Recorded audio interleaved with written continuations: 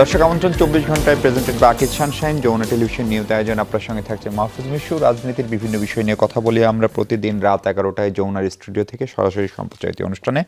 আজও তার ব্যতিক্রম হচ্ছে না। কথা বলার জন্য আমাদের সঙ্গে আছেন ডক্টর নাহরিন ইসলাম খান, তিনি জাহাঙ্গীরনগর বিশ্ববিদ্যালয়ের শিক্ষক। প্রফেসর নাহরিন, আপনাকে স্বাগত। আমাদের সঙ্গে আছেন সিনিয়র সাংবাদিক জনাব আশরাফ কায়সার। আশরাফ ভাই, আপনাকেও স্বাগত। এবং আছেন আল মামুন রাসেল, আইনজীবী ও রাজনৈতিক বিশ্লেষক।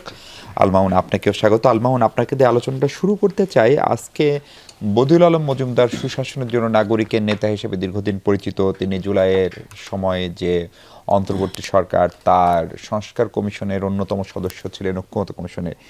তিনি একটি বক্তব্যে বলছেন 2/3 মেজরিটি আসলে একটা অভিশাপ এবং সেই অভিশাপ যেন আবারও ভোগ না করতে হয়। এই বাস্তবতায় এই কথা যে কারণে বলছেন তার সঙ্গে সম্মত গণভোট, জুলাই সনদ এবং বেশ কিছু সংস্কার প্রস্তাব রহিত করা না করা, সেটি নিয়ে যে সংসদে বিতর্ক, সরকারি দল বিরোধী দল সেটি মিন করছেন। কিন্তু জনগণ যদি কাউকে 2/3 ভোট দেয় তাহলে সেটি কিভাবে অভিশাপ হয় সেটি একটু বুঝতে চাই। তাহলে জনগণই কি তাহলে অভিশাপ হলো? জি, অসংখ্য ধন্যবাদ চমৎকার প্রশ্ন আমাকে যুক্ত করার জন্য। সাথে আমার দুজন সহ প্যানেলিস্ট এবং যারা দর্শক আছে তাদেরকে শুভেচ্ছা জানাচ্ছি। প্রথম কথা হচ্ছে 2/3 মেজরিটি কখনো অভিশাপ না, আমি মনে করি। কিন্তু অভিশাপটা তখন হচ্ছে কারণ আমরা দেখেছি শেখ হাসিনা ফ্যাসিস্ট কীভাবে তৈরি হয়েছে। অতিরিক্ত ক্ষমতা, আমাদের যে সংবিধান বলেন বা আমাদের স্ট্রাকচার বলেন, সব কিছু কিন্তু চরম অ্যাবসলিউট পাওয়ার যার কাছে আসে, বলা হয় যে মানে অধিক ক্ষমতা মানুষকে অধিক দুর্নীতিপরায়ণ বা অধিক মানে ফ্যাসিজম তৈরি করতে সবচেয়ে বেশি ভূমিকা পালন করে। আপনি দেখেছেন এবারের জুলাই অভ্যুত্থানে বা জুলাই আন্দোলনের তরুণরা যে এই মিছিল মিটিং করেছে বা আন্দোলন করেছে, তারা বারবার বলেছে রাষ্ট্র সংস্কার খুব গুরুত্বপূর্ণ, রাষ্ট্র সংস্কার প্রয়োজন। কারণ রাষ্ট্র সংস্কার যদি না হয় তাহলে নতুন নতুন ফ্যাসিস্ট তৈরি হবে। আপনি আমাদের যেমন আপনি দেখেছেন আমাদের কিন্তু চেক অ্যান্ড ব্যালেন্স নেই পাওয়ারের মধ্যে। আপনার প্রধানমন্ত্রীর অধিক ক্ষমতা, যখন প্রধানমন্ত্রী অধিক ক্ষমতায় তিনি অ্যাপ্লাই করেন তিনি একসময় স্বৈরশাসক হয়ে যান। হ্যাঁ, তো এই জন্য এবারে কিন্তু গণ অভ্যুত্থানের এটা স্পিরিট ছিল যে আমাদের রাষ্ট্র সংস্কার করতে হবে, রাষ্ট্রপতি ক্ষমতা একটু বৃদ্ধি করতে হবে এবং প্রধানমন্ত্রীর ক্ষমতাকে একটু ব্যালেন্স নিয়ে আসতে হবে। দ্বিকক্ষ বিশিষ্ট একটি সংসদ হবে, যে সংসদে যিনি 2/3 মেজরিটি পাওয়ার পরেও উনি চাইলে যে কোনো কিছু পরিবর্তন করে দিতে পারবে না। এর আগে আমাদের এই ঝামেলাটা শুরু হয়েছে কখন থেকে, যখন আপনি 2/3 মেজরিটি পাওয়ার পরে আপনার তত্ত্বাবধায়ক সরকারটাকে বাতিল করে দিয়েছেন। আমরা দেখি যে আমাদের সমাজে ক্ষমতা আসার আগে একরকম, ক্ষমতা আসলে আমরা ভিন্ন রূপ দেখাই। আমরা একসময় আমরা দেখেছি যে আওয়ামী লীগ তত্ত্বাবধায়ক সরকার নিয়ে আন্দোলন করেছে, সে আওয়ামী লীগ ক্ষমতা আসার পরে তত্ত্বাবধায়ক সরকারের এগেনস্টে দাঁড়িয়েছে। যে সেমভাবে আমরা বর্তমান সরকারকে বলতে পারি, বর্তমান সরকার সংবিধান নিয়ে সবচেয়ে বেশি কথা বলেছে। আপনি পার্থ সাহেবের কথা শুনেছেন, পার্থ সাহেব নিজে বলেছেন সংবিধানকে ছুঁড়ে ফেলে দেওয়া হবে। বেগম জিয়ার অনেকগুলো ভাষ্য আমরা বিভিন্ন ভিডিও ক্লিপের এবং কি বিভিন্ন প্রথম আলো বিভিন্ন রিপোর্টের মাধ্যমে আমরা জানতে পেরেছি। উনিও মানে সংবিধান নিয়ে অনেক ধরনের কথা বলেছেন, যদিও আমাদের সরকার তো তারা সংস্কার করতে চান না, সংস্কার করতে চান, ওরা সংশোধন করতে চান। কারণ বারবার কথা হচ্ছে যে সংস্কার হবে নাকি সংশোধন হবে।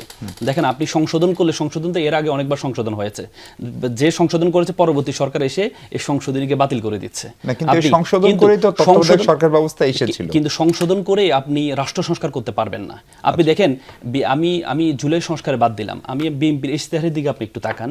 বিএনপির ইশতেহারের মধ্যে ওনারা হচ্ছে দ্বিকক্ষ বিশিষ্ট পার্লামেন্ট করবে। কিন্তু আপনি জানেন আমাদের 1988 সালে পার্লামেন্টের মাধ্যমে এরশাদ সাহেব তিনি হচ্ছেন আমাদের সুপ্রিম কোর্টের বিভিন্ন বেঞ্চকে, হাইকোর্ট ডিভিশনের বিভিন্ন বেঞ্চকে নেওয়ার কথা ছিল। তখন একটা রিট হয়েছিল এবং রিটটা হয়েছিল আনোয়ার চৌধুরী ভার্সেস স্ট্রেট, একটা রিট হয়েছিল। সেই রিটটা প্রথমে হাইকোর্ট ডিভিশন বাতিল করে দিয়েছিল। পরবর্তীতে অ্যাপ্লাই ডিভিশনে গিয়ে বলেছে যেহেতু আমাদের সরকারটা ফেডারেল গভর্নমেন্ট না, ইউনিটারি গভর্নমেন্ট, সেহেতু আমাদের বিভাগীয় জায়গায় আমাদের এটা নেওয়ার কোনো সুযোগ নেই। তখন অ্যাপ্লাই ডিভিশন একটা বেসিক স্ট্রাকচার তৈরি করে দিয়েছে, এটাকে বলে বেসিক স্ট্রাকচার ডকট্রিন। সেই বেসিক স্ট্রাকচার ইন্ডিয়াতেও আছে, সংবিধানে কিছু হচ্ছে বেসিক স্ট্রাকচার তৈরি করে দিয়েছে। তার মানে যেই অ্যাপ্লাই ডিভিশন আপনি দেখেছেন, এই গভর্নমেন্টটা অন্তর্বর্তীকালীন সরকারটা কিন্তু আমাদের সংবিধানে ছিল না, কিন্তু 106 অ্যাপ্লাই ডিভিশন আদেশের মাধ্যমে এটাকে ডক্ট্রিন অফ নেসেসিটি হিসেবে নেওয়া হয়েছে। সে অ্যাপ্লাইড ডিভিশন আমাদেরকে একটা বেসিক স্ট্রাকচার সংবিধানের তৈরি করে দিয়েছে। সুতরাং আপনি চাইলে আপনি শুধুমাত্র 142 দিয়ে, আপনি জানেন আমাদের সংবিধানের 7B-তে বলা আছে যে 142 দিয়ে আপনি বেসিক স্ট্রাকচার চাইলে পরিবর্তন করতে পারবেন না। তাহলে আপনি যে দেখেন, আপনি তো আইনজীবী, ফলে ধরেন আপনি আইনের ধারা ধরে ধরে ব্যাখ্যা করছেন, কিন্তু ধরেন আমরা সাধারণ মানুষ যেভাবে বোঝার চেষ্টা করে যে এই আপনার কাছে যে সংবিধান, এই সংবিধানের আলোকে বর্তমান রাষ্ট্রপতি, যিনি গেল সরকারের রাষ্ট্রপতি, তারাও তাই একটা অন্তর্বর্তী সরকার গঠন হলো, শপথ নিল, সে অনুযায়ী নির্বাচন কমিশন গঠন হলো, তারা নির্বাচন করলো, তাহলে এখন সেই সংবিধান ছুঁড়ে ফেলার যৌক্তিকতা আসলে কতখানি? সংবিধান ছুঁড়ে ফেলার কোনো সুযোগ নেই। আমি বাতিল করার যৌক্তিকতা বাতিল না, বিষয়টা সংস্কার। আপনি দেখেছেন 31 দফা, বিএনপির কিন্তু 4 বছর আগে 31 দফা দিয়েছেন। সে 31 দফার প্রথম দফাটা কি? যে আমরা সংস্কার পরিষদ গঠন করব। আর এখন বিএনপি পার্লামেন্টে দাঁড়িয়ে বলছে কি আমরা সংবিধান সংশোধন করব। আপনি যখন সংস্কার করবেন তাহলে কিন্তু এই প্রশ্নটা আসে না। কারণ আমি আপনাকে বারবার বলেছি যে এই আপনি দেখেন 106 দিয়ে যখন অ্যাপ্লাইড ডিভিশন 106 দিয়ে যখন অন্তর্বর্তী সরকার গঠন করলেন, তখন কিন্তু একটা রিট হয়েছে, আপনি জানেন কিনা, একটা রিট হয়েছিল। সে রিটে অ্যাপ্লাইড ডিভিশন পরবর্তীতে আদেশ দিয়েছেন, বলেছে যে 106 দিয়ে অন্তর্বর্তী সরকার যে এটা আইনগত কতটুকু বৈধ। তখন অ্যাপ্লাইড ডিভিশন তার আদেশে বলেছেন এটা হচ্ছে উইল অফ পিপল, জনগণের অভিপ্রায়। তাহলে জনগণের অভিপ্রায়ে যদি অন্তর্বর্তীকালীন সরকার হয়ে থাকে এবং সে অন্তর্বর্তী সরকার যেটা 29 সালে নির্বাচন হওয়ার কথা, সেই নির্বাচনটা 26 সালে করলেন উইল অফ পিপলের কারণে, তাহলে সবচেয়ে বড় উইল অফ পিপল তো গণভোট। সেই গণভোট উইল অফ পিপল, জনগণের অভিপ্রায় হচ্ছে সবচেয়ে বড় সংবিধান।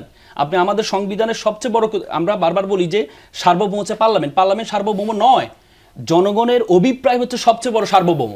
তাহলে যেখানে গণভোটে জনগণ সরাসরি অভিপ্রায় দিয়েছে, সেই অভিপ্রায়কে আপনি যখন অধ্যাদেশের মাধ্যমে সেই অভিপ্রায়কে বাতিল করে দিচ্ছেন, তখন কিন্তু এই জনগণের যে অভিপ্রায়ের মূল জায়গাটা, এই জায়গাটা থেকে কিন্তু আপনি ফেরত চলে আসছেন। আমি একটু আশরাফ ভাই, আমার কাছে মনে হচ্ছে যে সংবিধানটা নিয়ে এক ধরনের মানে জনগণকে ধরেন নানানভাবে রাজনৈতিক দলগুলো তাদের মতো করে ব্যাখ্যা করেন। আল মামুন রাসেল যেমনটা বলছিলেন যে গণভোট হচ্ছে সবচেয়ে বড় অভিপ্রায়, বিএনপির সংসদ সদস্যরা বলেন যে তারা জনগণের প্রত্যক্ষ ভোটে নির্বাচিত, ফলে তাদেরকে সেটি করার ম্যান্ডেট আছে পার্লামেন্টে, কারণ তারা জনগণের প্রত্যক্ষ ভোটে নির্বাচিত জনপ্রতিনিধি। এর মাঝখান দিয়ে এখন যদি জনগণ টুথার্ড মেজরিটি কাউকে দেয়, সেই দায়িত্ব জনগণ কেন নিবে, বা জনগণ সেজন্য কেন সাফার করবে? বা এটির জন্য এখন যে আরেকটা গণ অভ্যুত্থানের কথা বলছে জামাত বা এনসিপি, আরেকটা রাজপথে তারা কর্মসূচি করছে, সেগুলো আমরা কেন নিব? প্রথম কথা বলি যে সংসদ সার্বভৌম না সংবিধান সার্বভৌম নাকি জনগণ সার্বভৌম, এটির একটা মীমাংসা হওয়া দরকার। সমস্যাটি হচ্ছে যার পক্ষে যেটিকে সার্বভৌম বললে সুবিধা হয় সেই পক্ষে মানুষ চলে গেছে। এখন ব্রিটিশ পার্লামেন্ট আপনার সার্বভৌম, কারণ ওখানে সংবিধান নাই। পার্লামেন্টই সংবিধানের প্রণয়ন করেন এবং বাস্তবায়ন করেন। আমাদের পার্লামেন্ট সার্বভৌম না, যদিও আপনি যে কথাটি বলছিলেন জনগণের ভোটে নির্বাচিত প্রতিনিধিরা পার্লামেন্টে রিপ্রেজেন্টেশন করেন, কাজেই সার্বভৌমত্বের একটি স্বীকৃতি তাদের আছে। কিন্তু প্রকৃত সার্বভৌম হচ্ছে জনগণ, তার অভিপ্রায়। সেই অভিপ্রায়ের বাস্তবায়ন কতভাবে হতে পারে আমরা গত 18 মাসে দেখেছি, আপনি খেয়াল করে দেখেন। এখন অভিপ্রায় মাপবেন কিভাবে? না, অভিপ্রায় মাপার হচ্ছে যে আপনি ধরেন একটা গণভোট করেছেন, সেখানে মানুষ তার অভিপ্রায় জানিয়েছে। আপনি সাধারণ নির্বাচন করেছেন, সেখানে 2/3 মেজরিটি দিয়ে বিএনপিকে ডিসাইসিভ সরকার গঠনের অভিপ্রায় জানিয়েছে। দুটিই কিন্তু সত্যি, এটির মধ্যে কিন্তু একটি সত্যি আরেকটি সত্যি না তা না। এখন আমি আপনাকে বলি, উনি তো আইনের কথা, ধারা উপধারা এগুলো বলছিলেন, ওগুলো আমি অতটা ভালো বুঝি না, কিন্তু আমি যেটা বুঝি সেটি হচ্ছে আপনি রাজনীতির মারপ্যাচ দিয়ে এগুলোকে বিশ্লেষণ করবেন, নাকি আপনি খোলা মনে মানুষের অভিপ্রায়কে সম্মান দিয়ে এগুলোকে বাস্তবায়ন করবেন। প্রশ্নটি কিন্তু বাস্তবায়নের। দেখুন, এখন আমরা যদি এই আলোচনাটি 2 বছর আগে করতাম কিংবা নির্বাচনের আগে করতাম, আপনি আজকে এই আলোচনায় যা শুনতে পাবেন বা সারাদিনে সংসদে যা ঘটে তার অনেক কিছুই ঘটতো না। তার মানে কি? তার মানে সময়টি বদলেছে। একটি দল সরকার গঠন করেছে, আরেকটি দল সিগনিফিক্যান্ট বিরোধী দল হিসেবে পার্লামেন্টে গেছে। কিন্তু বিএনপি সংস্কার চায় না, এরকম একটি প্রোপাগান্ডা ইলেকশনের আগের থেকেই একটি গ্রুপ কিন্তু করেছে। কেন করেছে? কারণ তারা নোট অফ ডিসেন্ট দিয়েছে ইত্যাদি কারণে। কিন্তু এই দলটিই তো 31 দফা দিয়েছে, সেই সময় তো সংস্কারের কোনো আলোচনাই ছিল না, সেই সময় তো 5ই আগস্টের প্রেক্ষাপটও ছিল না। আবার এই দলটি তার ম্যানিফেস্টোতে সংস্কারের কথা বলেছে। এখন বিএনপির দায় তৈরি হয়েছে যে এই প্রতিশ্রুতিগুলো বা এই সংস্কারকে সে কী করে বাস্তবায়ন করবে। দেখুন, আমরা ভাগ্যের উপরে ছেড়ে দিতে পারি না, এটি কিন্তু সত্যি। যেমন বিএনপির কোনো নেতৃবর্গ বলছেন যাচাই বাছাই করে তারা নাকি আরও উন্নত আইন করবেন।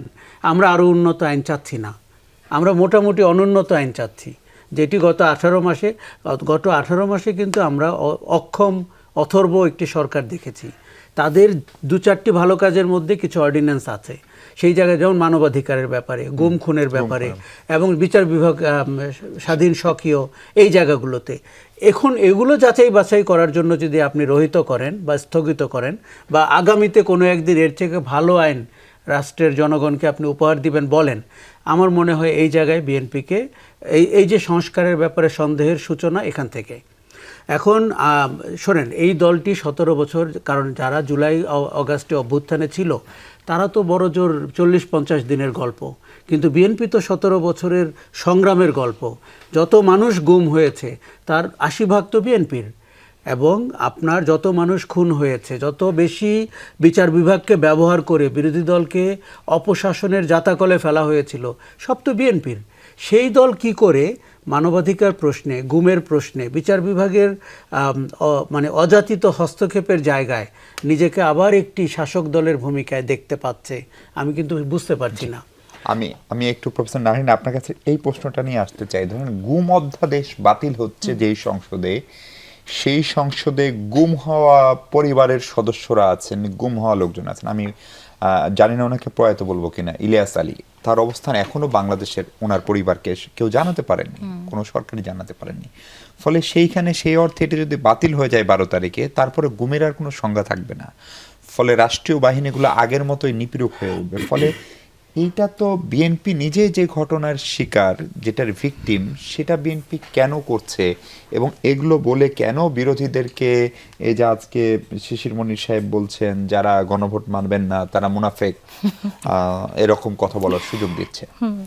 অ্যাকচুয়ালি মিশু, আপনি যেটা বললেন যে বিএনপি এটা বাতিল করেছে, এটা কি বিএনপি বাতিল করেছে না মিডিয়া বাতিল করেছে? কারণ আমি তো দেখলাম যে নিউজে মিডিয়া লিখছে যে বিএনপি এটা বাতিল করেছে, যে 16টিকে মানে রাখা হয়েছে। আপনারা মিডিয়া এই কথাগুলো বলেন, কিন্তু 133টার মধ্যে মনে হয় 98টাই একদম উইদাউট এনি মানে চেঞ্জেস সেটাকে অ্যাকসেপ্ট করে নেওয়া হয়েছে। মিডিয়া এটা বলে না। আর এই 16টায় না, আমি খুব কম শুনিনি ইস্যু।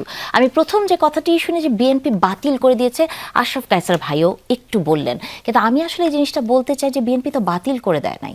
মানে কায়সার ভাই একটু বলছেন, একটু কায়সার ভাইয়ের সাথে দ্বিমত করে, যে কায়সার ভাই বলছেন যে এত শক্ত আইন বা এত শক্ত কিছুর দরকার নেই, একটু কম শক্ত হলেও আমাদের চলবে, এরকম একটি শব্দ। কিন্তু বিএনপি গুমের বেলায় কি বলেছে জানেন? বিএনপি বলেছে যে একটি শক্তিশালী, আরেকটু শক্তিশালী কমিটি করা হবে, এবং যেখানে মানে যারা স্বতন্ত্র মানে নির্বাচিত হয়েছেন তারাও থাকবেন, দুই পক্ষ থেকে থাকবেন।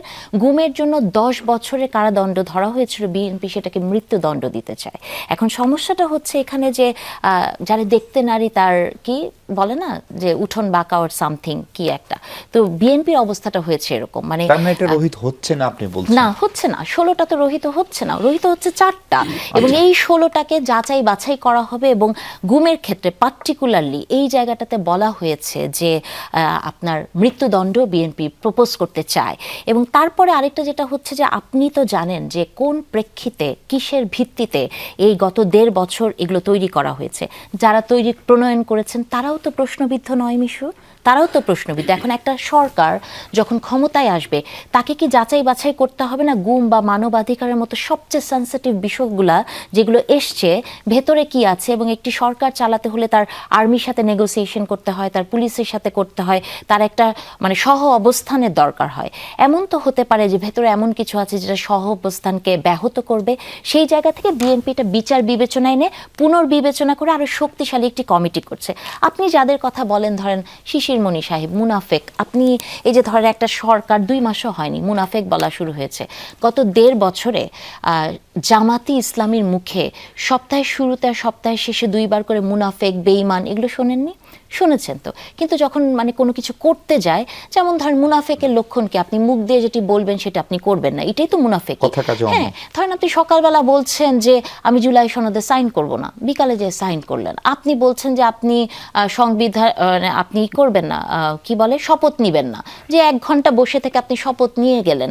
তো তাহলে মুনাফেকের লক্ষণ তো এগুলো। আবার শিশির মনির সাহেব নিজেকে খুব মেধাবী ছাত্র হিসেবেও দাবি করছেন। তিনি বলছেন যে তারা খুবই ভালো ছাত্র, এবং ভালো ছাত্র দেখে এই কথাটা একটু আগে আরেকটা প্রোগ্রামে বললাম যে তারা বলেছেন যে গণভোটে 4টি প্রশ্ন খুব সহজে ওনারা বুঝতে পেরেছেন, এবং সালাউদ্দিন সাহেব হচ্ছে খুব খারাপ ছাত্র, এজন্য বুঝতে পারেনি। আসলে জামাতে ইসলামীর সমস্যাটা হচ্ছে যে তারা রাজনীতিতে ভালো ছাত্র হতে পারে, কিন্তু তারা মেধাবী না। যদি মেধাবী হতো তাহলে বিষয়টাকে এভাবে বলতেন না, কারণ যারা ভালো ছাত্র তারা আপেল গাছের নিচে বসে থাকলে আপেল পড়লে সেটাকে ধুয়ে আপেল মনে করে, পুষ্টিকর খাওয়া মনে করে খেয়ে ফেলে। আর যারা সত্যিকারের মেধাবী তারা আপেলটি কেন পড়লো, মাধ্যাকর্ষণ শক্তি আছে কিনা সেটা চিন্তা করার জন্য সময় নেয়। তার মানে রাজনীতির ময়দানে আপনি যাই করেন না কেন অপরিণামদর্শী হলে চলবে না। তার মানে এই গুম, মানবাধিকার, দুর্নীতি দমন এই অধ্যাদেশগুলো বিএনপি চূড়ান্ত অর্থে রহিত করছে না, আপনি বলছেন এগুলো যাচাই বাছাই শেষে চূড়ান্ত হবে। এখন আমাদের অভিজ্ঞতা হচ্ছে আপা, আপনার কাছে এটা আমার দ্বিতীয় প্রশ্ন, সেটা হচ্ছে যে আপনি যদি বিএনপি একটা দারুণ ঐতিহাসিক সুযোগ পেয়েছিল 91 সালে ক্ষমতায় এসে, 3 দলীয় জোটের একটা রূপরেখা ছিল, সেটা বাস্তবায়ন করার কথা, সেটা বিএনপির প্রথমবার করেনি, পরের বার আওয়ামী লীগ ক্ষমতা এসে সেটা রাখেনি, ফলে সেই রাজনৈতিক ঐক্যমত বা সংস্কারের জায়গাটা আসলে হারিয়ে গেছে। আবার 24-এ এসে বিএনপি একটা বিশাল সুযোগ পেল এবারে নির্বাচনে, 24-এর পরে, সেটিও যদি জুলাই সনদ বাস্তবায়ন না হয় তাহলে সেই দায় অথবা বিএনপি একটা বড় সুযোগ হাতছাড়াও করছে কিনা? আসলে এই যে সুযোগ হাতছাড়া করলো বলাটা কি খুব মানে আপনার মনে হয় আর্লি হয়ে যাচ্ছে না? কারণ আপনি দেখেন এই সরকারটা কোন সময়ের সরকার, কি ক্রান্তিকালের ভেতর দিয়ে যাচ্ছে। এই যে দেখেন তেল নিয়ে যে ঘটনাটা, কি বিএনপির কোনো হাত আছে? নাই তো। এটা একটা ইন্টারন্যাশনাল ক্রাইসিস। একটা সরকার ক্ষমতায় আসার পরে তাকে যে ক্রাইসিসগুলো ফেস করতে হচ্ছে, শুধু তো একটা সেক্টরের ক্রাইসিস না মিশু, প্রত্যেকটা সেক্টরে। আপনি আমলাতন্ত্রের মধ্যেও ক্রাইসিস দেখছেন, আপনি ইলেকশন নিয়ে ক্রাইসিস দেখেছেন, আপনি পুলিশের মধ্যে ক্রাইসিস দেখছেন। আর আপনি যেটি বললেন 91-এর কথা, দেখেন তারেক রহমান কিন্তু তার ইশতেহারে বলেন, তার ইলেকশনের আগের বক্তব্যগুলো যদি আপনি দেখেন, উনি কিন্তু সবসময় বলেছেন যে এটা একটা নতুন রকম করে ফেরত আসা, তাই না? এবং উনি বলেছেন যে পূর্বের অনেক ভুলকে ক্ষমা সুন্দর দৃষ্টিতে দেখে শুরু করা, এটা একটা গুড স্টার্ট।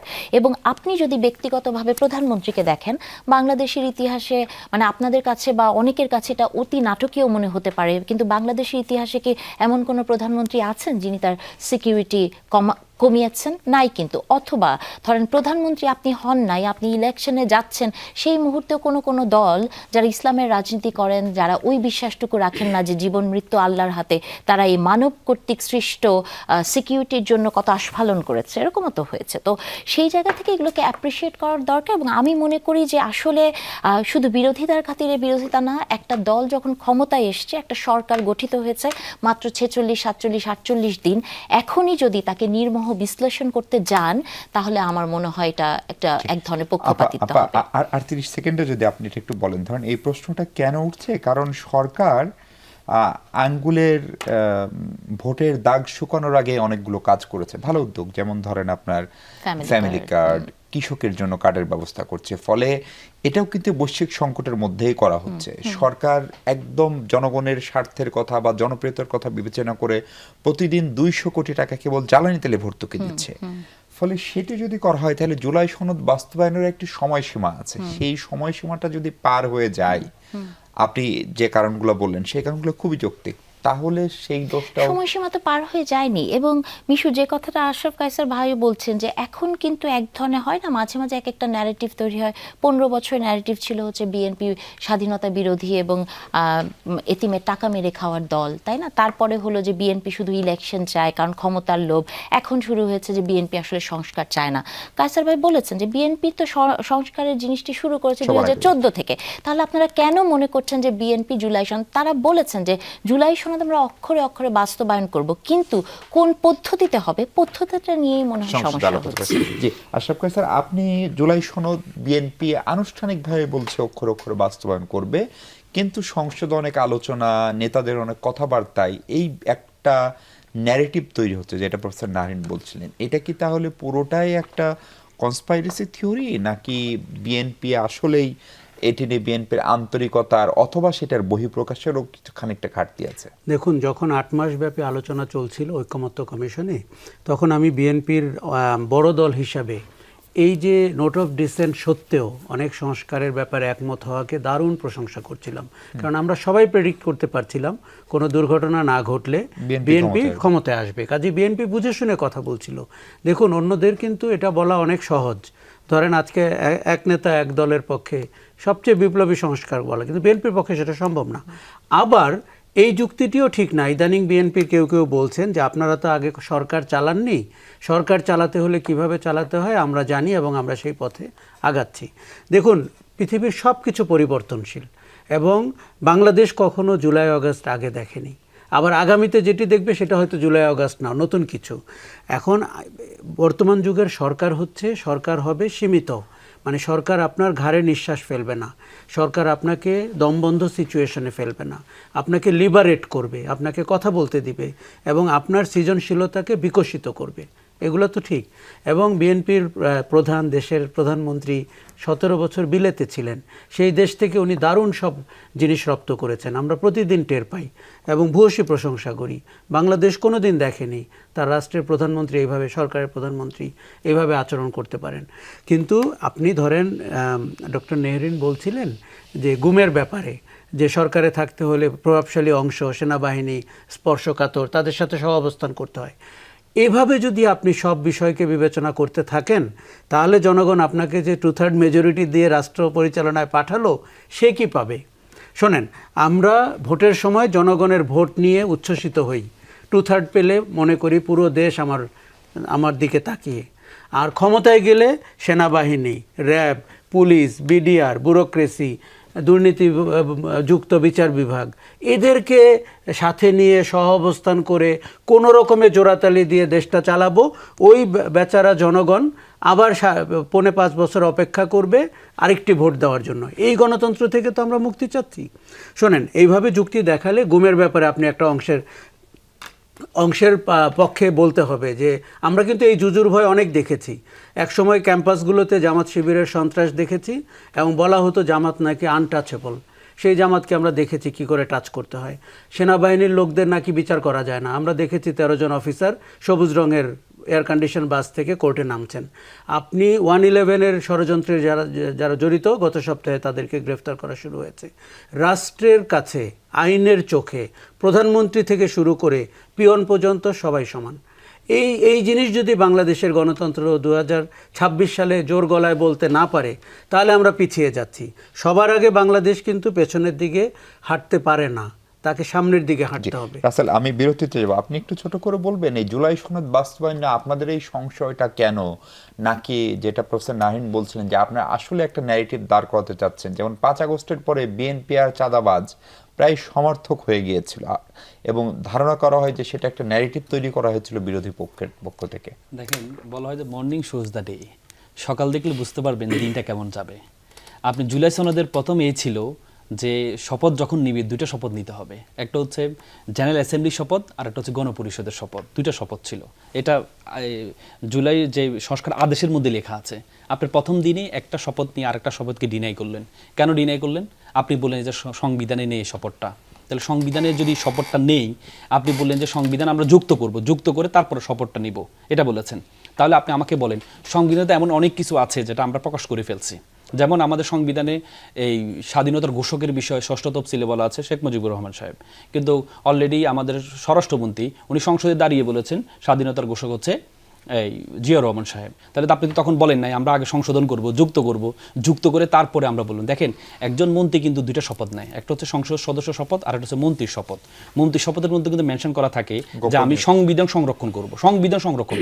তার মানে আপনি 6ষ্ঠ তফসিলে যে স্বাধীনতার ঘোষকটা এটা সংরক্ষণ করলেন না, তার মানে কি আপনি আপনার শপথ ভঙ্গ করলেন। আর শপথ ভঙ্গ করলে কিন্তু মন্ত্রিত্ব থাকে না। তাহলে আপনি যখন এই যে জুলাই সনদ নিয়ে ব্যাপারটা আসে কিভাবে, দেখেন জুলাই সনদে এই সুপ্রিম কোর্টের সচিবালয়ের কথা বলা আছে এবং সচিবালয়টা বাস্তবায়িত অলরেডি হয়েছে। জুলাই সংস্কারের বাইরে আপনি যদি তাদের ইশতেহার দেখেন, বিএনপির ইশতেহার দেখেন, বিএনপির ইশতেহারের মধ্যে কিন্তু সুপ্রিম কোর্টের যে সচিবালয় সেটার কথা বলা আছে শক্তিশালী করবে, মানে অলরেডি তো এটা হয়ে গেছে, কারণ তো ইশতেহারটা ওনারা দিয়েছে 7 দিন আগে, তার মানে এটা তখন সচিবালয় হয়ে গেছে। আর ওনারা তখন ইশতেহারে বলেছে আমরা এটাকে শক্তিশালী করব। আমি আপনাকে পৃষ্ঠা নাম্বার সহ আপনাকে বলে দিতে হবে, 11 নম্বর পৃষ্ঠা আছে। তার মানে তাহলে ওনারা এসে আপা যে বললো বাতিল করেন, সংশোধন করবে। আপনি দেখেন 133টা অধ্যাদেশের মধ্যে 90টা অ্যাজ ইট ইজ করেছে, তার মধ্যে প্রায় 12টা সংশোধিত করে উত্থাপন করেছে। আপনি জানেন আমাদের সংবিধান 93-তে বলা আছে যদি কোনো অধ্যাদেশ যদি 6 সপ্তাহের মধ্যে যদি সংসদে উত্থাপন না হয় তাহলে ল্যাপস হয়ে যায়, মানে অটোমেটিক বাতিল হয়ে যায়। তার মানে আপনি যদি সংশোধনের চিন্তা থাকতো তাহলে তো আপনি যে এই যে 12টা সংসদীয় অবস্থায় আপনি উত্থাপন করেছেন সেভাবে উত্থাপন করতে পারতেন, কিন্তু আপনি সেটা করেন নাই। আপনি কি করেছেন যে অটোমেটিকলি যেন বাতিল হয়ে যায়, এই গণবর অধ্যাদেশ সেটা অটোমেটিকলি বাতিল হয়ে যাচ্ছে। গুম অধ্যাদেশ দেখেন, গুম অধ্যাদেশের বাতিলের ক্ষেত্রে ওনারা কি ব্যাখ্যা দিয়েছেন জানেন? ওনারা ব্যাখ্যা দিয়েছেন যেহেতু এখানে আমাদের গুরুত্বপূর্ণ রাষ্ট্রের এজেন্সি জড়িত। এজেন্সি মানে কি? কোন এজেন্সি? গোয়েন্দা সংস্থা। দেখেন তারেক রহমান সাহেব যখন দেশে আসা, আমাদের প্রধানমন্ত্রী, আমি এটা শেষ করে দিচ্ছি, প্রধানমন্ত্রী দেশে আসার আগে তখন উনি একটা ফেসবুকে স্ট্যাটাস দিয়েছেন যে আমার হাতে দেশে আসা, এটা আমার হাতে না। তখন অনেকে প্রশ্ন তুলেছেন তাহলে ডিপ স্টেটের হাতে। এই যে আপনি গুম অধ্যাদেশটা বাতিল করার মাধ্যমে আপনি প্রমাণ করে দিলেন যে বিভিন্ন জন যে প্রশ্ন তুলেছে ডিপ স্টেট নিয়ে, তাহলে সেটাই কিন্তু আপনি গুম অধ্যাদেশ বাতিল করার মাধ্যমে আপনি সেটাই তাদেরকে পুরস্কৃত করছেন বা কমিটমেন্টের কোনো একটা অংশ আপনি বাস্তবায়ন করছেন বলে এটাই প্রমাণিত। আমরা যখন এইসব কথা বলছি, গত সপ্তাহেও পার্লামেন্টেও শুনছিলাম যখন এসব কথা হয়, নিচে লোকজন লিখছিল যে আমার আজকে এতটি শিশু হামে মারা গেছে, অথবা আমার যে ভাইটা বাইক চালাই সে 12 ঘন্টা অপেক্ষা করে জ্বালানি তেল নিচ্ছে, তেল খুঁজতে খুঁজতে। ফলে জনগণের এই সব সমস্যা আপনি যেগুলো বলছেন সেটা আদর্শিক, নৈতিক, দীর্ঘমেয়াদে অবশ্যই সেগুলো নিয়ে আলোচনা হওয়া উচিত, কিন্তু এই ধরনের জনগণের ইস্যুগুলো নিয়ে আজকে সংসদে আমরা দারুণ আলোচনা দেখেছি, যেটাও আমাদের সাম্প্রতিক সময়ে দেখতে পাইনি। মন্ত্রীরা প্রশ্নের মুখে পড়ছেন, ফলে সেসব নিয়ে একটু কথা বলতে চাই। তার আগে দর্শক ছোট্ট একটা বিরতি নিই।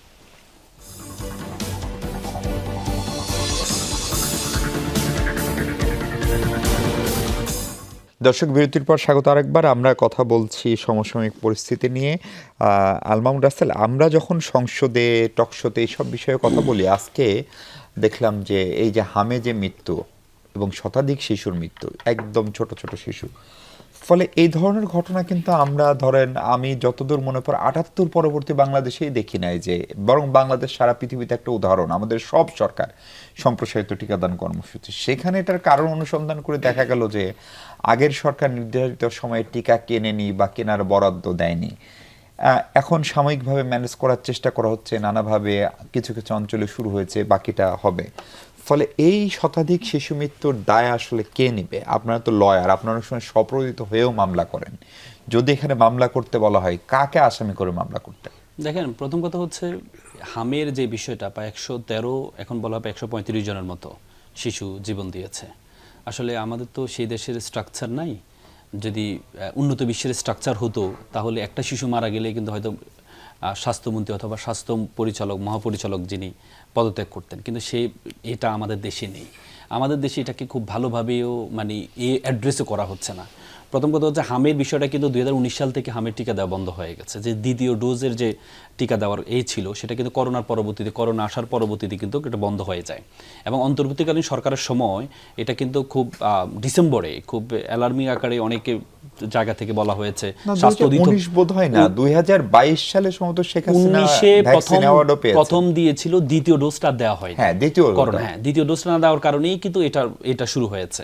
এবং ডিসেম্বরে কিন্তু এটা প্রকট আকার ধারণ করেছিল। তখন কিন্তু অনেকে এটাকে নিয়ে করেছে, কিন্তু অন্তর্বর্তীকালীন সরকার আসলে এটাকে কোনো মানে দেয় না। এবং এটার আরেকটা বড় কারণ হচ্ছে 3বার মহাপরিচালক পরিবর্তন হয়েছে স্বাস্থ্য অধিদপ্তরের, 3বার। তো তাহলে একজন তো একটা কনসার্ন দিতে হবে। এজন্য আপনি যদি এখানে যদি এরপরে সরকার ক্ষমতা আসার পরে বারবার বলা হচ্ছে যে এটা নিয়ে কনসার্ন দেওয়ার জন্য, তাহলে এই দায় মূলত আওয়ামী লীগ সরকারের। এই দায়টা মানে সার্বজনীন দায় নিতে হবে সবাইকে। এটা আওয়ামী লীগ সরকার থেকে শুরু করে অন্তর্বর্তীকালীন সরকার থেকে বর্তমান সরকারের সময় এসেও, কারণ বর্তমান সময় এখনো পর্যন্ত আমরা টিকা কিন্তু কিনতে পারি নাই। প্রচুর পরিমাণ টিকা বাকি আছে, এবং শুধু হাম টিকা না, প্রায় 10টার অধিক এই টিকা এখনো পর্যন্ত শর্ট আছে, যেটা আমরা কিনতে পারি নাই, কিনি নাই। তার মানে কি, এটা তো একটা প্রকল্প আছে, 2025-26 যে বাজেট আছে, সেই বাজেটে তো এই টিকার এটা স্বাস্থ্য বাজেটের মধ্যে ছিল।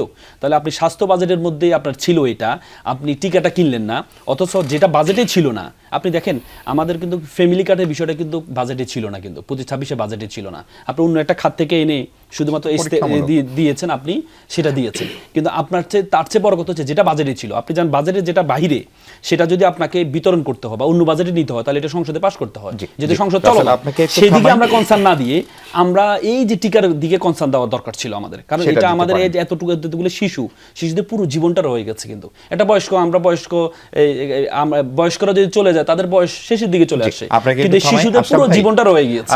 কোনো কারণে ধরেন এটার দায় আওয়ামী লীগের, এটার দায় বিএনপিরও, কিন্তু প্রফেসর ইউনূসের যে ক্যাবিনেট, সেই ক্যাবিনেটের সম্ভবত সবচেয়ে মানে কম দৃশ্যমান, অনেকেই শব্দটি ইউজ করেন, অথর্ব যে মন্ত্রণালয় ছিল সেটি সম্ভবত স্বাস্থ্য মন্ত্রণালয়। আওয়ামী লীগেরও ধারাবাহিকতা অবশ্যই ছিল, সেখানে দুর্নীতি ছিল, কেনাকাটায় অনিয়ম ছিল, কিন্তু এত শিশু আমরা মারা যেতে দেখিনি। এবং যারা মারা যাচ্ছে, চিকিৎসকরা, পেডিয়াট্রিশিয়ানরা বলছেন যে দ্বিতীয় ডোজ না, এক ডোজও যারা পায়নি, যাদের বয়স, তারাই মারা যাচ্ছে অধিক সংখ্যক হারে। ফলে এই দায়টা আসলে কেউ নিবে না, এবং এখন কিন্তু কেউ কিছু বলেন না। আগে আমরা দেখতাম স্বাস্থ্য মন্ত্রণালয়ে ঘেরাও হতো, নাকি এখন সবাই সরকারের অংশ, বিরোধী দলের অংশ, পার্লামেন্ট বলে? দেখুন, একসময় পুরো দেশ আওয়ামী লীগ হয়ে গেছিল, এবং গোপালগঞ্জ আশেপাশে সীমান্ত এলাকায় বাড়িঘর হলে একজন সাংবাদিককে বলতে শুনেছিলাম তার শ্বশুর বাড়ি গোপালগঞ্জ গণভবনে। এখন সারা দেশ বিএনপি হয়ে গেছে। এটা যে একটা অসুখ, এটা একটা সামাজিক অসুখ। এখন দেখুন, আমরা যে দল করি না কেন, আমরা কিছুদিন এটা বাহবা পেতে অভ্যস্ত হয়ে গেছি, কিন্তু এর চূড়ান্ত পরিণতি কিন্তু ভয়ঙ্কর। চূড়ান্ত পরিণতি হচ্ছে এক কাপড়ে দেশ থেকে পালিয়ে যেতে হয়।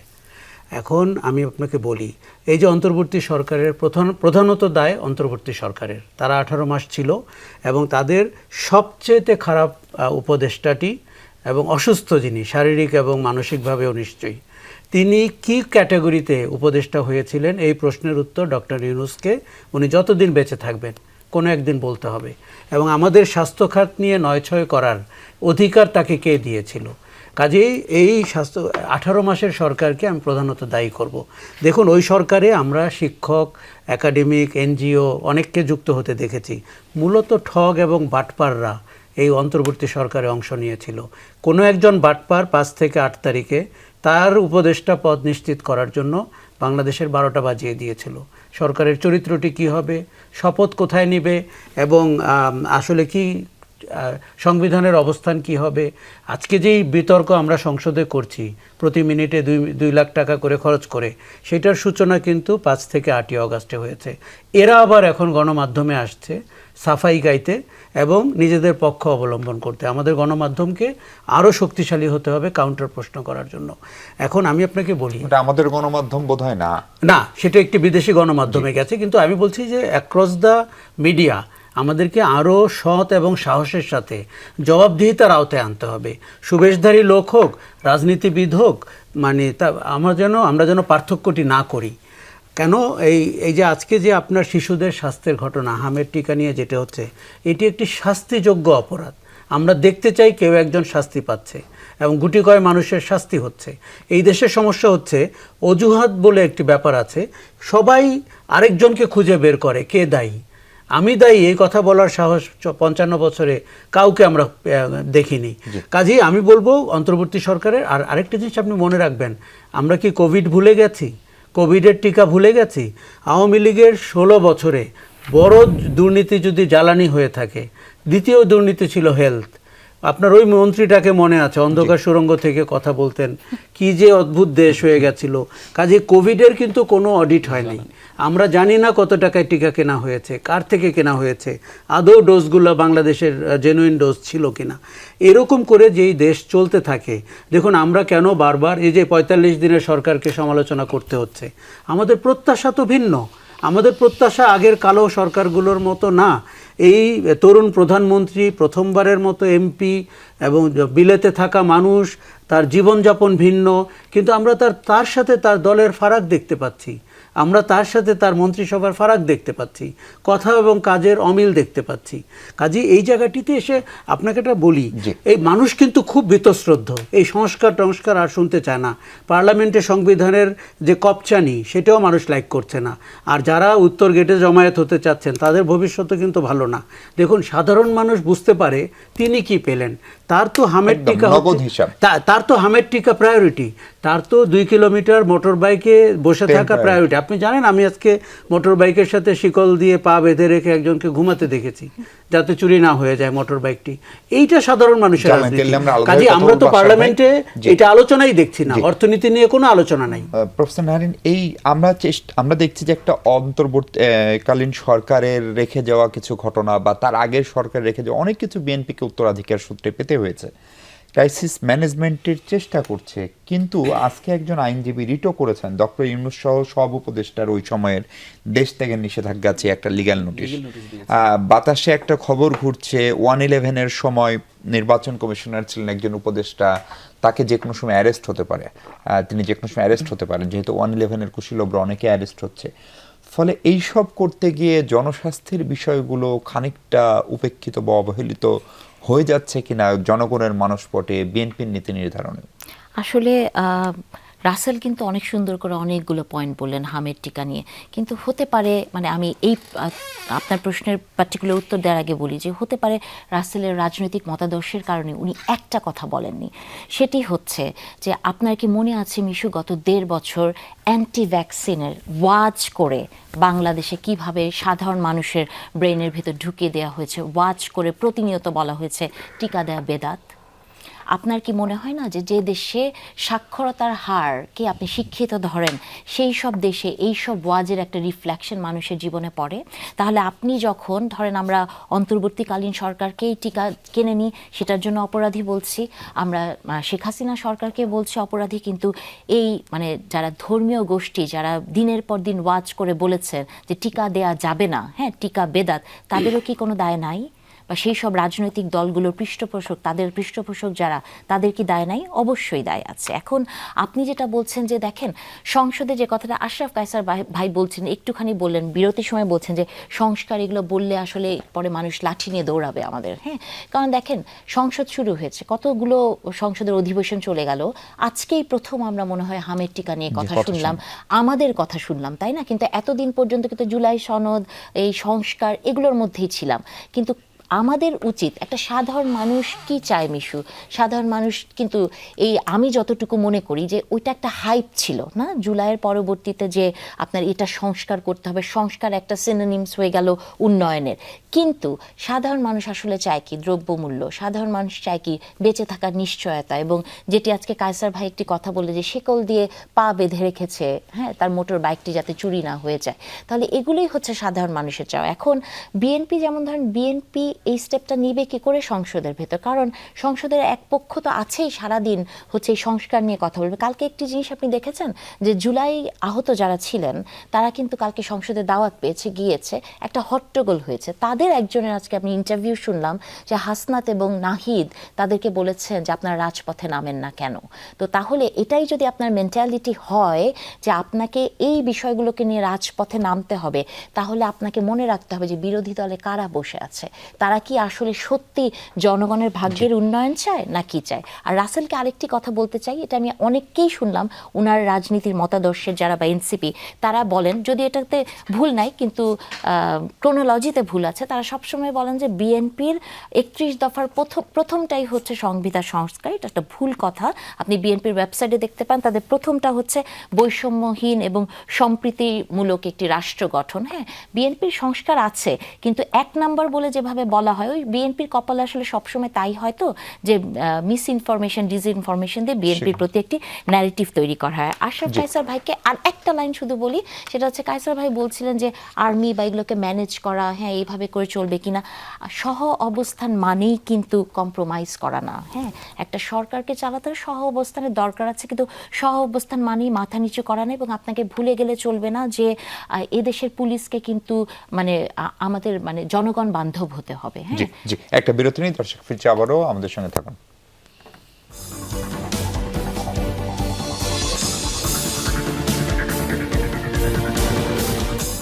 দর্শক আরেকবার স্বাগত 24 ঘন্টায়। আমরা একটু কথা বলতে চাই জ্বালানি সংকট নিয়ে।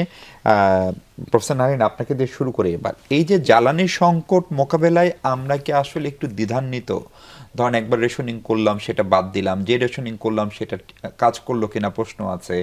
তেলের দাম প্রতি মাসেই আমরা 1 তারিখে অ্যাডজাস্ট করা হলো না।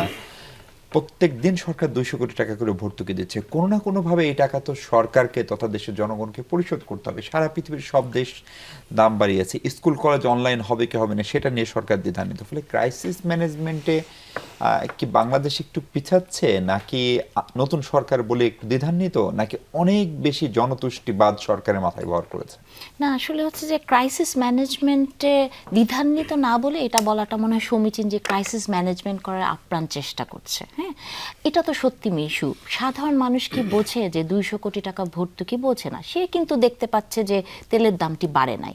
এটা তাকে কিন্তু আমরা যতই অস্বীকার করি না কেন এক ধরনের স্বস্তি দিচ্ছে। এটা তো অস্বীকার করার কিছু নাই। আমরা যে পরিস্থিতির মধ্যে দিয়ে থাকি, মানুষের স্বস্তিটাও তো এই মুহূর্তে অনেক গুরুত্বপূর্ণ। তবে নিশ্চয়ই সরকার তেলের দাম হয়তো তাকে বাড়াতে হবে, কারণ এটা তো আসলে এটা ভুলে গেলে চলবে না যে এটা তো বিএনপি তৈরি করা কোনো ক্রাইসিস না, এটা তো ইন্টারন্যাশনাল ক্রাইসিস এবং আমাদেরকে ওই পথেই হাঁটতে হবে। তো আমি মনে করি যে ক্রাইসিস ম্যানেজ করার আপ্রাণ চেষ্টাই সরকার করছে। এবং ওই যেটা বলছিলাম যে একটা 45-48 দিনের সরকার সব দিক থেকে ক্রাইসিসে আছে এবং এমন একটা বিরোধী দল তার পেছনে আছে যে বিরোধী দল আপনি ভালো করলেও ক্রাইসিস বলবে, খারাপ করলেও ক্রাইসিস বলবে। আবার দেখেছেন যে বায়তুল মোকাররমের দরজায় দাঁড় হয়ে গেছেন, আবার জামাতের আমির কিন্তু বলে ফেলেছেন অলরেডি যে জনগণ জেগে আছে। তো আমি আসলে মাঝে মাঝে একটু প্রশ্ন করতে চাই, একটু দ্বিধান্বিত হই। উনি তো একজন চিকিৎসক এবং একজন চিকিৎসক হয়ে উনি ধর্ষণের একটি ব্যাখ্যা দিয়েছেন একেবারে মানে সায়েন্সের বাইরে যেয়ে।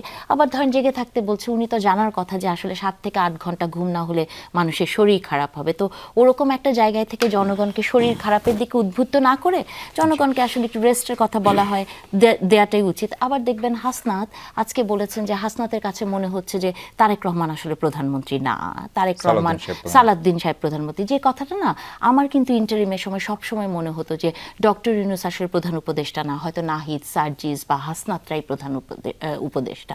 তো আসলে এই ধরনের বিষয়গুলোর ভেতরেই আমরা থাকবো মিশু। তবে আমি মনে করি যে সরকারের সদিচ্ছার অভাব নাই, চেষ্টা করছে এবং কৃচ্ছতা সেই চেষ্টার পথে চলছে, আমাদের একটু দেখতে হবে। আশরাফ স্যার, আপনি জ্বালানি সংকট নিয়ে আগেরবারও বলছিলেন। আমি একটু আগে দেখছিলাম যে 53টা দেশে জ্বালানি তেলের দাম বেড়েছে। আমাদের আশপাশের প্রায় সব দেশের ছুটির স্ট্রাকচার থেকে শুরু করে নানান ধরনের পদক্ষেপ নেয়, সাশ্রয়ী হচ্ছে, কারণ এটা ছাড়া কোনো বিকল্প নাই।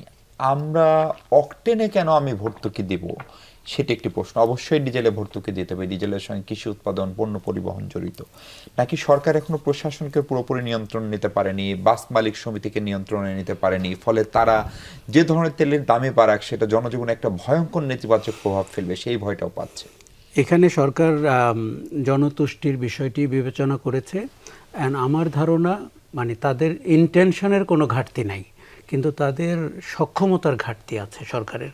এবং সরকার এই সংকটটি বুঝে উঠতে পারছে না। কেন বলি আপনাকে, 1 মাস আগের থেকে জ্বালানির সাথে যারা সম্পর্কিত বা পররাষ্ট্র মন্ত্রণালয়ের, তারা কনফিউজিং মেসেজ দিয়েছেন, তারা রেশনিং করেছেন। একজন পররাষ্ট্র প্রতিমন্ত্রী বলেছেন আমাদের তেমন কোনো সংকট আমরা দেখছি না। আবার 2 কিলোমিটারের লাইন আমরা প্রতিদিন সব পাম্পে দেখতে পাচ্ছি, 200 কোটি টাকার ভর্তুকি হচ্ছে। আপনার এই যুদ্ধ তো আমরা শুরু করিনি। এই যুদ্ধের আপনি 57টা বা 54টা দেশের কথা বলছিলেন। আমরা কোনো ইন্টিগ্রেটেড অ্যাপ্রোচ দেখতে পাচ্ছি না যে আপনার জ্বালানির উৎস কি, আপনি শর্ট টার্মে কিভাবে এটা মিট করবেন, মিডিয়াম টার্মে, লং টার্মে কি করে করবেন। রেটরিক্স দিয়ে এই খাত আপনি ম্যানেজ করতে পারবেন না। এখন সরকারটি নতুন, আমরা এটা বুঝি। 17 বছর তাদেরকে ক্ষমতার বাইরে রাখা হয়েছিল, তাদের কোনো রকমের ম্যানেজমেন্ট এক্সপিরিয়েন্স তৈরি হওয়ার সুযোগ হয়নি। তাদের কারো জ্বালানি খাত কিন্তু 1.5 দশক আগের জ্বালানি খাত। সেই যে এগুলো সব দেখুন, মানুষ আপনাকে ভোট দিয়েছে, আপনি কিভাবে হোমওয়ার্ক করবেন, এক্সপার্টদেরকে দলে নেবেন এবং সংকটটি বোঝার চেষ্টা করবেন, তারপরে সমাধানটি দিবেন, এটি প্রত্যাশা। দেখুন আমাদের মোক্ষম স্টেপগুলো কি হবে। অফিস 2 ঘন্টা কমিয়ে দিলে হবে, নাকি মল বন্ধ করলে হবে, বিলবোর্ডে কতটুকু আলো জ্বলে সেটি বন্ধ করলে হবে। আমাদের একটা বদ অভ্যাস হচ্ছে আমরা দৃশ্যমান জিনিস করতে চাই, যেটি চোখে পড়ে। কিন্তু আপনাকে এই সংকট, এইটাকে পলিসিতে যেতে হবে জি, আশা ভাই, এবং একদম- গোড়ায় গিয়ে হাত দিতে হবে কোত্থেকে জিনিসগুলো আসছে। একদম সময় নেই রাসেল। আমার মনে আছে একদম শুরু থেকেই বিরোধী দল বলে আসলো তারা একটি শ্যাডো পার্লামেন্ট করবে, একটা ছায়া সংসদ করবেন। ফলে এই যে হামের মতো সমস্যা, জ্বালানির মতো সমস্যা, যে সমস্যা আমরা বহুদিন ভুগবো, মানে পূর্বাভাস হচ্ছে 2027 সালেও ক্রুড অয়েলের দাম $100 নিচে নামবে না। ফলে এই সময়ে যদি জামাত একজন ছায়া জ্বালানি মন্ত্রী করে সুনির্দিষ্ট প্রস্তাব জনগণকে দিত, সেটা অনেক বেশি সরকার এবং জনগণের জন্য উপকারী হতো কিনা। অনেক ভালো হতো, আমি মনে করি অনেক ভালো হতো। কিন্তু পারলো না জামাতের কেন ছায়া সেটা করতে? সংসদের বা ক্যাবিনেটের সবকিছুই কিন্তু প্রায় মানে আমি যতটুকু দেখেছি কার্যক্রম চলমান ছিল, কিন্তু পরবর্তী জুলাই সংস্কারের বিষয়টা নিয়ে আসার কারণে, জুলাই সংস্কার আন্দোলন বা জুলাইয়ের গণভোটের অধ্যাদেশের বিষয়গুলো আসার কারণে ওই দিক থেকে একটু ভাটা পড়েছে। কিন্তু আমি জামাতকে অনুরোধ করব খুব দ্রুত, যে ছায়া ক্যাবিনেটের কথা বলেছেন প্রত্যেকটা সেক্টরে, আপনি কিন্তু, আমি কাইসার ভাইয়ের সাথে একমত যে আমাদের এই বর্তমান সরকারের সক্ষমতার অভাব আছে, তাদের আন্তরিকতার অভাব নেই, কিন্তু সক্ষমতার অভাব আছে। আপনি দেখেন শুরুতেই আপনি যে একটা পেনিক বাইং দিয়েছেন, পেনিক বাইংটা কেমন? আপনি বলেছেন যে রেশনিং পদ্ধতি যখন বলেছেন তখন সাধারণ মানুষের মধ্যে একটা পেনিক শুরু হয়েছে যে তাহলে তেল পাওয়া না। আপনি যখন রেশনিংটা বললেন তখন একটা আপনি দেখেন যে বাইকের সবসময় তেল থাকতো 2 লিটার, সেই বাইকটা ফুল বাইক প্রতিদিন কি করে, প্রতিদিন চালিয়ে রাতে গিয়ে 3 ঘন্টা 4 ঘন্টা, রাতে গিয়ে 3 ঘন্টা 4 ঘন্টা সে দাঁড়িয়ে তেলটা নেওয়ার কারণে যার যতটুকু তেল প্রয়োজন নাই, সে ততটুকু তার চেয়ে বেশি তেল আমার প্রোডিউসার বলছেন উনি পাম্পে তেল পাননি, একজনের বাড়িতে গিয়ে পাচ্ছেন। কিন্তু এখন দেখেন আপনি যে মজুদ করছেন, এটা তো আপনাকে মেক শিওর করতে হবে, সরকারের দায়িত্ব আছে। আপনি দেখেন, আপনি কিছুদিন আগে এক জায়গায় পায় এই 10,000 লিটার পাওয়া গেছে, তাকে 37,000 টাকা জরিমানা করেছে। তা আপনাকে এক্সাম্পল ক্রিয়েট করতে হবে, আপনাকে শাস্তি আওতা নিয়ে আসতে হবে, এবং কি যে পাম্পে পাবে সে পাম্পকে সিলগালা করে দিতে হবে। এই পাম্প কখনো করতে পারবে না। যদি আপনি সবাই আপনারা মানে যারাই থাকুক, আপনাকে এক্সাম্পল তৈরি করতে হবে, সিলগালা করে দিতে হবে। যদি আপনি সিলগালা না করেন, আপনি 10,000 টাকা 20,000 টাকা জরিমানা করেন, কারণ সে জানে এই মজুদ করে সে এখান থেকে ভাই 2 কোটি টাকা লাভ করবে। আপনি 20,000 টাকা 30,000 টাকা সে ধরে এনে আপনি তাকে ধরলে জরিমানা করবেন, সেই জায়গাটা করতে হবে। যদি এটা না করে তাহলে আপনি আলটিমেটলি একটা ভয়ঙ্কর আকার ধারণ করবেন। তারপরে আমি শুধু এক লাইনে আপনাকে বলি, সরকারের সব দায়িত্ব, এটি কিন্তু আমি মনে করি না। আমরা এমন অপোজিশন দেখতে চেয়েছিলাম, এবং এই অপোজিশন বিশেষ করে যার ভোটের মাত্রা আমাদেরকে বিস্মিত করেছে এবং তাকে বেশ খুশি খুশি মনে হয়, তাদেরকে আমরা দেখতে চেয়েছিলাম নতুন বিরোধী দলের চেহারায়, খালি সমালোচনা না, উত্তর গেটে জমায়েত হওয়া না, তার শ্যাডো ক্যাবিনেট করা, তার এক্সপার্টদেরকে আনা, সেই স্বপ্ন তারা দেখিয়েছেন। এখন তারা বলেন সংশোধন কমিটিতে 50-50 লোক নিতে হবে। অনেকটা জাতীয় পার্টির, আওয়ামী লীগের কথা আমাদের মনে পড়ে। আমরা কিন্তু এগুলো খুব খারাপ লক্ষণ মনে করি। স্ট্যান্ড অ্যালোন একটা শক্ত অবস্থানে দাঁড়িয়ে অপোজিশনের ভয়েস। আর তৃতীয় হচ্ছে নাগরিকদের যথেষ্ট দায়িত্ব রয়েছে। দেখুন, আমি মজুদ করতে তেলের সাথে সম্পর্কিত সবাই মজুদদারিতে যুক্ত হয়ে গেছে। এই দেশ কি করে গভর্নমেন্ট ম্যানেজ করবে? দর্শক ভালো থাকুন, নিরাপদে থাকুন সবাই।